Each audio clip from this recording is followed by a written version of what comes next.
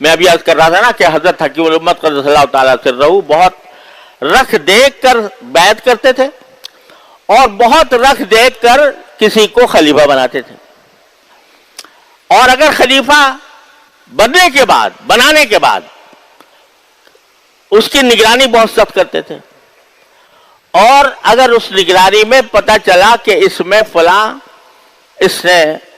فلاں بات ابھی تک باقی ہے، خلافت واپس لے لیتے تھے. بھئی تمہیں خلافت دی تھی، اب نہیں، جب تک فلاں تم اپنی اصلاح نہیں کرو گے تمہاری خلافت واپس ہے. کئی لوگوں کے حضرت کے بڑے بڑے ایسے حضرات جو جلیل القدر خلفاء کہلاتے تھے، ان سے بھی حضرت نے خلافت واپس لے لی. کس وجہ سے واپس لے لی؟ کہ جو توقع تھی کہ یہ اپنے نفس کی نگرانی کریں گے، وہ نگرانی میں فرق آ جاتا. تو ایک خلیفہ تھے حضرت والا کے، وہ حضرت کے پاس تشریف لائے. حضرت کے یہاں خانقاہ میں مقیم ہوتے تھے خلفاء اور اپنی اصلاح کرایا کرتے تھے. تو وہ آئے اور اپنے ساتھ ایک بچے کو لے آئے.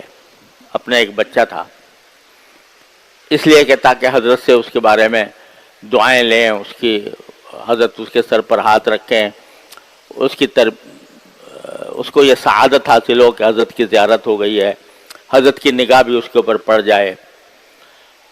بچے کو ساتھ لائے اور لا کر حضرت کی خدمت میں پیش کیا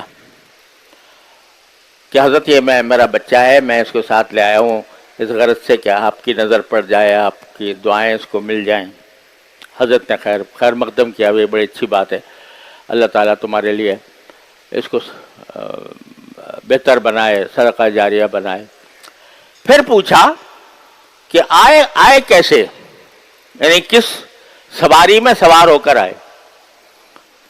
تو انہوں نے کہا جی ریل میں آیا تھا. کہا کہ بچے کی عمر کیا ہے؟ کہا کہ بچے کی عمر وہ ہے جی 12 سال پوری ہو گئی ہے. تو حضرت نے فرمایا اس کا تم نے آدھا ٹکٹ لیا تھا یا پورا لیا تھا؟ ریل میں ٹکٹ اس کا آدھا لیا تھا یا پورا لیا تھا؟ انہوں نے کہا حضرت آدھا ہی لیا تھا. کہا کہ 12 سال کے بچے کا تو ٹکٹ پورا ہوتا ہے، آدھا کیوں لیا؟ کہا کہ جی دیکھنے میں یہ بالکل بہت چھوٹا لگتا ہے، سیٹ بھی بہت چھوٹی سی گھیرتا ہے، تو اس لیے میں نے سوچا کہ یہ ابھی تک بچے ہی کے حکم میں ہے، اس لیے ٹکٹ آدھا لے لیا. حضرت نے فرمایا اس کا مطلب یہ ہے کہ طریق کی یعنی تصوف کی تمہیں ہوا بھی نہیں لگی، جاؤ آج سے خلافت واپس لے لی. کس بات پر؟ کہ بچہ 12 سال کا تھا اور 12 سال کے بچے کا ٹکٹ آدھا لیا، تو تم نے خیانت کی، ایک طرح سے جھوٹ بولا کہ اس کو بچہ ظاہر کیا جس کا آدھا ٹکٹ ہوتا ہے، اور تو حقیقت میں یہ پورا عمر کا تھا، تو تم نے خیانت کی. اب یہ خیانت جو تم نے کی، یہ باوجود ہے کہ وہ ذاکر، شاغل، تہجد گزار، عبادات میں بہت آگے، لیکن اس وجہ سے خلافت واپس لے لی کہ تم نے ٹکٹ پورا کیوں نہیں لیا. حضرت کے ہاں معاملہ یہ تھا کہ ہر چیز کے اندر اس بات کا لحاظ ہوتا تھا کہ کہیں جو کام میں کر رہا ہوں وہ کوئی شریعت کے خلاف ناجائز کام نہ ہو. لہذا اگر سامان لے کر جا رہے ہیں، اور ریلوے کا قاعدہ یہ ہے کہ ایک خاص حد سے زیادہ اگر سامان ہو تو اس کا الگ سے کرایہ لگتا ہے. اب لوگ خیال بھی نہیں کرتے، اچھا بھائی چلو جتنا بھی سامان ہے چڑھا دیا، کوئی کسی نے پوچھا نہیں، بات آئی گئی ہو گئی اور پہنچا دیا. حضرت کیا یہ اصول تھا، جب خود سفر فرماتے تھے تو ٹکٹ خریدنے سے پہلے اس جگہ پر جا کر لائن میں لگتے تھے جہاں پر سامان بک کیا جاتا ہے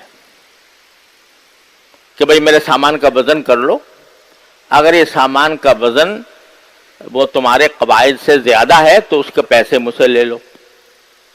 وہاں جا کر لائن میں لگے.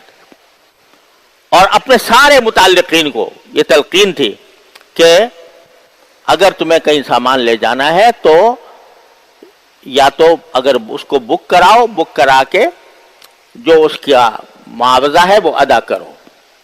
اس کے بغیر اگر لے جاؤ گے تو یہ شرعاً ناجائز ہوگا، کیونکہ معاملے کی بات ہے اور اس معاملے کے اندر بھی شریعت کے احکام کو مد نظر رکھنا انتہائی ضروری ہے. تو ایک مرتبہ حضرت کہیں کسی اسٹیشن پر، اب مجھے نام یاد نہیں رہا اس اسٹیشن کا، شاید مظفر نگر تھا یا تھانہ وہ سہارنپور تھا.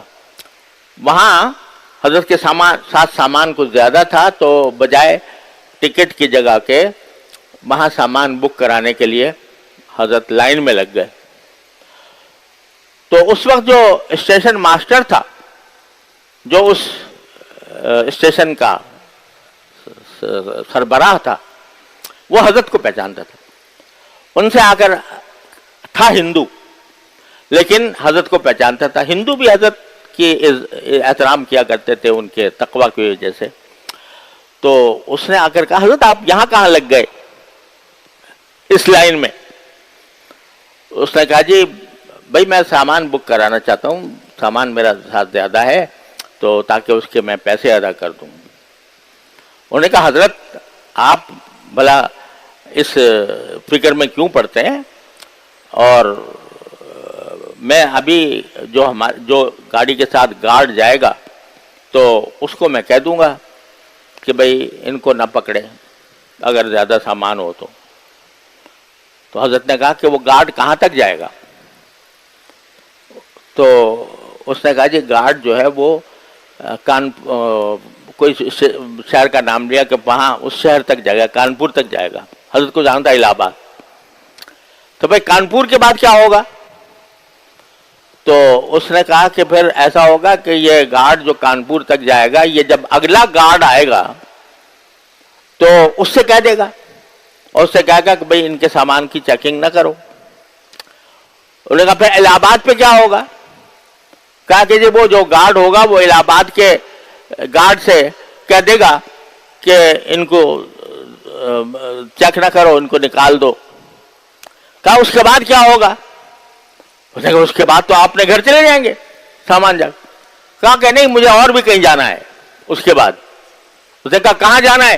کہا کہ اللہ میاں کے پاس، اللہ تبارک و تعالیٰ کے پاس جانا ہے. وہاں کیا جواب دوں گا؟ ہندو نے کبھی ایسی بات اپنی سنی نہیں تھی کہ وہ کہہ رہا ہے کہ جی آپ سامان بغیر معاوضے کے مفت لے جاؤ، اور حضرت اصرار کر رہے ہیں نہیں پیسے لو. تو اس نے کہا جی یہ جو عجیب بات آپ نے کہی کہ پھر اب اگلی منزل کہاں ہوگی اس کا آپ نے سوچا. تو وہ اتنا متاثر ہوا حضرت کی اس بات سے کہ جہاں تک مجھے یاد ہے کہ اللہ نے اس کو ایمان کی توفیق دے دی مسلمانوں پہ، کہ دیکھو مسلمان ایسے ہوتے ہیں. تو اب یہ چھوٹی چھوٹی باریکیاں معاملات کی، کہ معاملے میں بات حلال و حرام کا پورا امتیاز کیا جائے، جائز اور ناجائز کے درمیان امتیاز کیا جائے، یہ ذرا ہم خود اپنا جائزہ لے کر دیکھ لیں کہ اپنے معاملات میں ہم کس درجہ احتیاط کرتے ہیں یا نہیں. جب کبھی ہوائی جہاز کا سفر ہو اور ہوائی جہاز کے سفر میں ہمارے پاس سامان زیادہ ہو تو کیا ہوتا ہے؟ یہ کرتے ہیں کہ جو وہاں پر بیٹھا ہوا ہے ایئر لائن کا بندہ، اگر وہ جاننے والا ہے تو سبحان اللہ، وہ تو جتنا سامان لے جانا چاہیے اسے ڈبل کی بھی اجازت دے دے گا. بہت خوش ہوں گے بھائی ہم تو اتنا سارا سامان لے کر گئے تھے اور ہمارا اس نے سوار کرا دیا بغیر کسی پیسے کے. اور اگر جاننے والا نہ ہوا تو وہی کہہ دے گا بھائی ڈبل تم کہاں دو گے کرایہ، کچھ تھوڑے سے پیسے مجھے دے دو. تو پھر میں نکال دوں گا. تو بعض لوگ اس پر بھی تیار ہو جاتے ہیں، اچھے خاصے اہل علم بھی، جاننے والے بھی. اور جن حضرات نے تھانہ بون میں حضرت حکیم الامت قدس اللہ تعالیٰ سرہ کے ہاں تربیت پائی تھی، وہ اس درجہ احتیاط کرتے تھے. حضرت مفتی جمیل احمد صاحب تھانوی رحمۃ اللہ علیہ، یعنی ایسی احتیاط کرتے تھے جو شرعاً واجب بھی نہیں تھی. حضرت مفتی جمیل احمد صاحب تھانوی رحمۃ اللہ علیہ کے بارے میں یہ بات مشہور ہے کہ اگر وہ ہوائی جہاز میں سفر کر رہے ہیں اور برابر میں سیٹ خالی پڑی ہوئی ہے، اس سیٹ کو استعمال نہیں کرتے تھے. کیسے میں نے ایک سیٹ کا کرایہ دیا ہے، 2 سیٹ کا نہیں دیا، لہذا میں صرف اپنی سیٹ کا استعمال کروں گا، دوسری جو برابر میں خالی پڑی ہے اس پر کوئی سامان بھی نہیں رکھتے تھے اپنا. کہا اس کو میں استعمال نہیں کر سکتا کیونکہ میں نے جو کرایہ دیا ہے وہ ایک سیٹ کا دیا ہے. یہاں تک وہ تقویٰ کا، یعنی یہ میں فتویٰ کی بات نہیں ہے لیکن تقویٰ کی بات ہے. کیونکہ ایک اگر سیٹ خالی پڑی ہوئی ہے تو ہم نے بے شک اس کا کرایہ نہیں دیا، لیکن عموماً ایئر لائنز کے لوگ اس بات پر راضی ہوتے ہیں، مالک راضی ہوتا ہے کہ بھئی اس کو ہم تھوڑا سا اپنا سامان رکھنے کے لیے اختیار کر لیں. لیکن حضرت اس پر تقویٰ پر عمل کرتے ہوئے اس سیٹ کے اوپر کوئی سامان بھی نہیں رکھتے تھے، اس سیٹ کو استعمال بھی نہیں کرتے تھے. تو بھائی عرض کرنے کا مقصد یہ تھا کہ ہماری زندگی میں بے شمار مراحل ایسے آتے ہیں جہاں دین کے حکم پر عمل کرنا ہمارے ذمہ واجب ہوتا ہے، لیکن چونکہ عادت پڑ گئی ہے اس بات کی کہ جو اس قسم کے معاملات جو ہیں یا معاشرت کے معاملات اور اخلاق کے معاملات، ان کو دین سے خارج سمجھ لیا گیا کہ دین کا حصہ نہیں ہے. دین تو بس نماز پڑھنا ہے اور رمضان کے روزے رکھ لینے ہیں، عمرے خوب کرتے رہتے ہیں، خوب کرنے ہیں، اور جو ہے زیادہ سے زیادہ کچھ ذکر و تسبیح کا معمول ہو گیا وہ پورا کر لیتے ہیں. لیکن معاملات ہمارے پاک ہوں اور معاملات ہمارے درست ہوں، اس کی فکر بہت کم لوگوں کو ہوتی ہے. تو اس مجلس کا مقصود در حقیقت یہ ہے کہ اس میں ہم اپنی اصلاح کی طرف متوجہ ہوں اور متوجہ ہو کر دین کے ہر شعبے کے متعلق اپنا جائزہ لیں کہ ہم کہاں درست ہیں اور کہاں غلط ہیں، کہاں ہمیں اصلاح کی ضرورت ہے. اس سے کوئی شخص مستغنی نہیں ہے، عام ہو، عامی ہو، جاہل ہو، عالم ہو، پیر ہو، مرشد ہو، وہ کبھی اس خیال سے، اس فکر سے مستثنا نہیں ہے، مستغنی نہیں ہے.